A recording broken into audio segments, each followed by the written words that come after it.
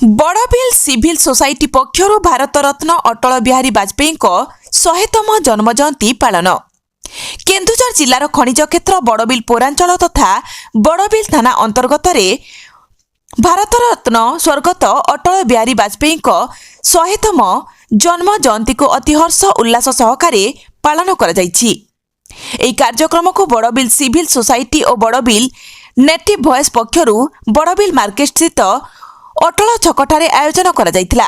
एही अवसर में कहुला कि आगामी दिन में बड़बिल अटल छकठारे स्वर्गत अटल बिहारी वाजपेयी एक भव्य मूर्ति स्थापन करा जिबार कार्यक्रम रही।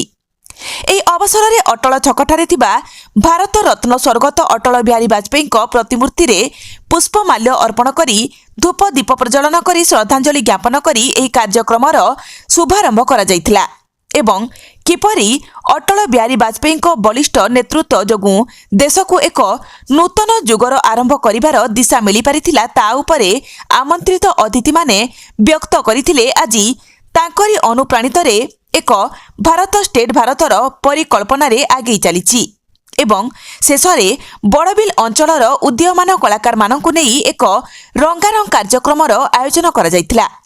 एही अवसर में स्थानीय अंचलर बहु संख्यार अटल प्रेमी तथा जनसाधारण उपस्थित रही भारत रत्न स्वर्गत अटल बिहारी वाजपेयी 100तम जन्म जयंती पूर्ति उत्सव को अति हर्ष उल्लास सहकारे पालन करथिले।